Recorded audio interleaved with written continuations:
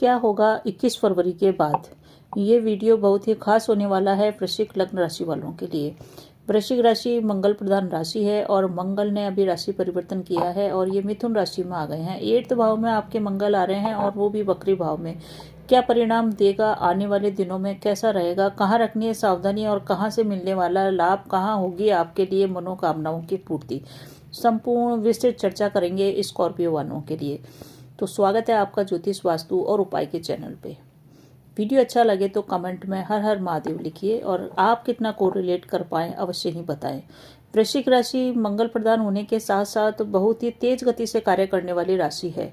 दूसरों का हमेशा भला सोचती है ये और दूसरों के लिए हमेशा तत्पर रहती है, परंतु जब इनके खुद के काम पड़ते हैं तो बहुत कम लोग इनके साथ आके खड़े होते हैं। अंदर ही अपने मन की बात रखती है, कभी भी अपने मन की बात किसी से पूर्ण रूप से शेयर नहीं करती है, क्योंकि ये राशि कालपुरुष की कुंडली की 8वीं राशि है, रहस्य की राशि है। इसलिए कुछ न कुछ रहस्य इनको अपने मन में रखना चाहिए, तभी ये जीवन में आगे बढ़ पाएंगे। कुछ भी बिल्कुल सभी कुछ उड़ेलना आपके लिए इस गोचर काल में संभव नहीं होगा और आपको करना भी नहीं चाहिए, क्योंकि अगर आपने अंदर से अपने आप को बिल्कुल खाली कर लिया तो 21 जनवरी के बाद आपको प्रॉब्लम आ सकती है। ये जो गोचर होने वाला है 21 फरवरी के बाद का जो समय आ रहा है, ये आपके लिए अनेक प्रकार की खुशियां ला रहा है। जीवन में बाहर कई क्षेत्रों में आने वाली है आपके लिए। आप कुछ समय के लिए वेट करिए। जैसे जैसे समय आगे बढ़ेगा आपके जीवन में मनोकामनाओं की पूर्ति होने का रास्ता साफ साफ दिखाई देंगे और आप उसी दिशा में प्रयत्न करेंगे। काफ़ी एनर्जेटिक रहेंगे, पॉजिटिविटी रहेगी, मन भी प्रसन्न रहेगा और कुल मिला के देखें तो आपको जीवन में सकारात्मकता दिखेगी। आपको लगेगा आप सब कुछ संभव है।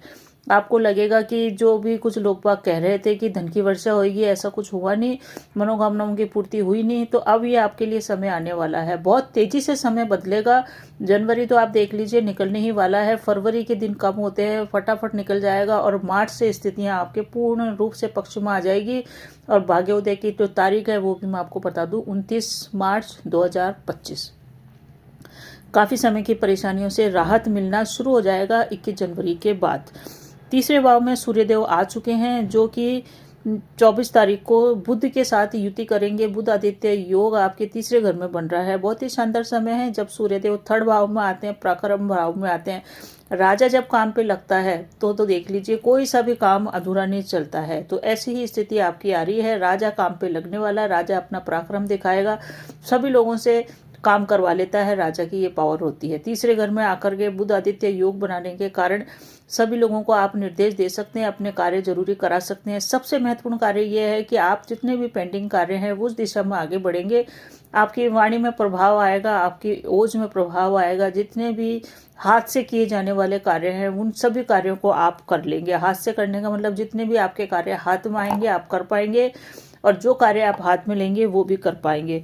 शानदार परिणाम है। सीधी दृष्टि यहाँ से भाग्य भाव पे पड़ रही है। भाग्य भाव पे सीधी दृष्टि बुधादित्य योग की पड़ रही है। भाग्य का आपको साथ मिलेगा। व्यक्तित्व में एक गरिमा आएगी, व्यक्तित्व में एक गंभीरता आएगी जो दूसरे लोगों को आकर्षित करेगी। व्यक्तित्व के द्वारा आप अपने कार्य बनवा सकते हैं। ये जो समय काल है 21 जनवरी के बाद से लेके अप्रैल तक का आपके लिए बड़ा ही शानदार समय है। आप अपना कार्य अपने प्रभाव से बना पाएंगे। एक जो व्यक्तित्व में आकर्षण होता है, व्यक्ति चाहता है कि उसका ऐसा व्यक्तित्व हो कि वो जहाँ खड़ा हो लोग बाग उसकी ओर आकर्षित हो, उसका प्रभाव माने, उसकी इज्जत करे, मान सम्मान मिले। तो ये स्थितियां निर्मित हो चुकी है। बहुत ही बढ़िया आपके लिए समय है। व्यक्तित्व ऐसा है कि आप उभर के आएंगे जीवन के हर क्षेत्र में।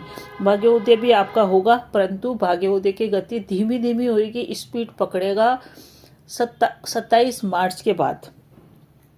तो देख लीजिए आपकी फरवरी तक का समय आपको निकालना है। उसके बाद स्थितियां तेजी से आपके पक्ष में आ जाएगी।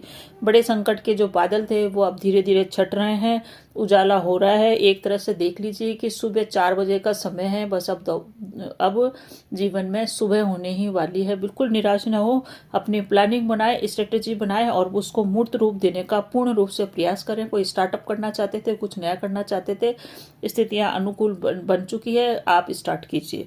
29 मार्च से बिल्कुल आपकी टेंशन खत्म होने वाली है जब शनिदेव राशि परिवर्तन करके आ जाएंगे आपके 5वें घर के अंदर। तो आपको एक तरह से देखें कि भाग्य में जो स्पीड, भाग्य से काम तो बन रहे थे आपके 2024 से ही बन रहे हैं आपके काम, धीरे धीरे बन रहे हैं, बहुत बहुत अधिक मेहनत कर रहे हैं। जहाँ 100 रुपये आने चाहिए वहाँ 10 रुपये ही आ रहे हैं और प्रयास आप 100 रुपये का कर रहे हैं। तो अब मान लीजिए कि आप 100 के 100 आपको मिलने वाले हैं, ऐसा समय आपका आ चुका है।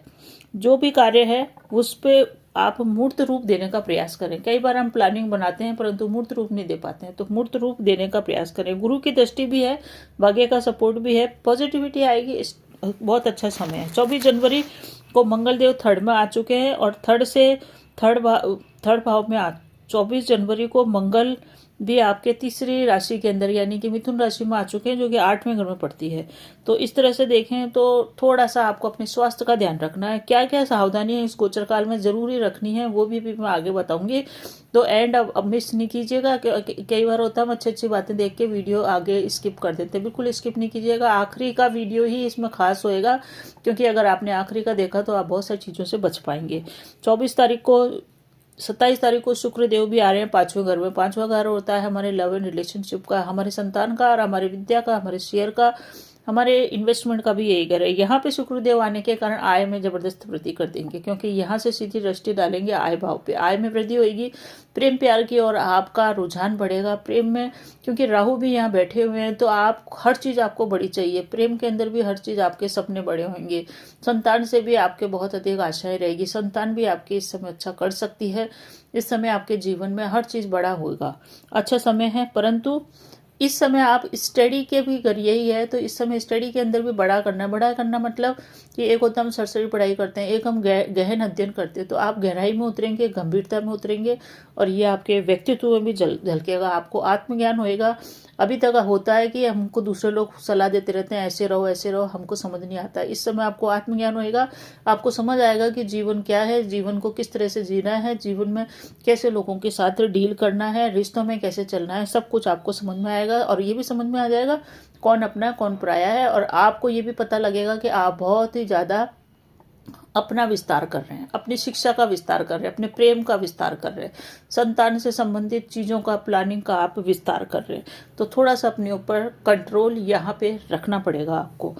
कुछ बन करके ही इस समय आप निखरेंगे, काम भी आपके बनेंगे, हालत भी सुधरेंगे, नाम कमाने की और आपके प्रयास होंगे जो आपके काम आएंगे। 2 साल से जो भी आपने अनुभव किया है वो इस समय आप इम्प्लीमेंट कर पाएंगे। तो बदल रहा है आपका समय बदलने की स्टार्टिंग तारीख हो चुकी है 21 जनवरी से। फरवरी में 1 से लेकर 29 फरवरी, 28-27 फरवरी तक अच्छे चलेंगे। उसके बाद काली रात छट जाएगी 29 मार्च को। अब सावधानियां सुन लीजिए जो कि सबसे बड़ी खास है। इस समय ये देख लीजिए कि मंगल आपके 8वें भाव में पड़ा हुआ है, इस कारण से चोट चपेट का डर 2 अप्रैल तक बना हुआ है। एक्सीडेंट हो सकता है, ऊंचाई से आप दूरी बना के चलें, ऊंचाई से गिरने पैर फिसलने का डर बना हुआ है। जानवरों से भी आप दूरी बना के चलें। इस समय आपको सबसे महत्वपूर्ण ध्यान रखना है अपने स्वास्थ्य का और चोट चपेट का, क्योंकि अगर ये चीज़ें हो गई तो ये जो गोचर शानदार है इसका परिणाम आप ले नहीं पाएंगे। जल्दबाजी में बिल्कुल भी कार्य न करें, जल्दबाजी में वाहन न चलाएं, हेलमेट जरूर ही लगा के चाहे आप आधा किलोमीटर ही अपने घर से दूर जा रहे हैं। शुभ ग्रहों की भी दृष्टि है, इसके कारण से शत्रु आपका बाल बांका नहीं कर पाएगा। परंतु बाल बांका नहीं कर पाएगा का मतलब कि शत्रु तो होंगे, परेशानी तो आएगी, परंतु आप बच जाएंगे। चांदी के पाया में चल रहा है ये आपका ग्रह गोचर शुभ ग्रह के हिसाब से। तो 2 अप्रैल तक आपको संभल के रहना। 2 अप्रैल के बाद 29 मार्च से ही समय धीरे धीरे पक्ष में आ रहा है, परंतु फिर भी आप 2 अप्रैल मान के चलिए। वाहन को सावधानी से चलाइए। माता पिता और भाइयों से बिल्कुल भी विवाद न कीजिए, क्योंकि मंगल भूमि का कारक भी होता है, भाई का कारक भी होता है, परिवार का कारक भी होता है। तो मंगल का ये गोचर है 2 अप्रैल तक का, इसमें आप ध्यान रखिएगा। भाइयों से प्रॉपर्टी का विवाद है, बहुत ही प्रेम से सुलझाइएगा, मामला आपके पक्ष में ही हल होएगा। असुरक्षा की भावना मन में रहे, अपमान का भय रहे, तो आप थोड़ा सा मेडिटेशन करें, हनुमान आराधना करें, आपको फायदा मिलेगा। इस समय ऑपरेशन की संभावना हो सकती है, माता का ऑपरेशन या फिर आपके खुद का कोई ऑपरेशन पेंडिंग है तो वो हो सकता है। नींद की कमी और डिप्रेशन की शिकायत अगर आपको लग रही है तो आप एक काम किया करिए, रात को सोने से पूर्व विष्णु सहस्त्र राम के कुछ न कुछ नाम अवश्य लें या फिर हनुमान चालीसा का जाप करें, आपको लाभ होएगा। भाई बहनों से बिल्कुल झगड़ा नहीं करना है, पैसों को लेकर भी बिल्कुल झगड़ा नहीं करना है, विवाद को टालना है, दूरी बना के रखनी है। जहाँ विवाद हो रहा है उस स्थान को ही छोड़ दीजिए। इस समय सब कुछ ठीक हो जाएगा, आप ये मान के चलिए। 14 मई को गुरु भी आपके 8th भाव में आ जाएंगे, तो उसके बाद ये अतिचारी होंगे, तो आपकी बुद्धि भी ठीक करेंगे और ज़्यादा आपके बुद्धि और डिसीजन बढ़िया होंगे। धन की भी मात्रा प्रचुर मात्रा में आने की संभावना है। तो ये था गोचर वृश्चिक राशि वालों का। बने रहिए चैनल पे। अगर आपको मेरा प्रयास अच्छा लगता है तो कमेंट में ओम नमो भगवते वासुदेवाय अवश्य लिखिए। धन्यवाद।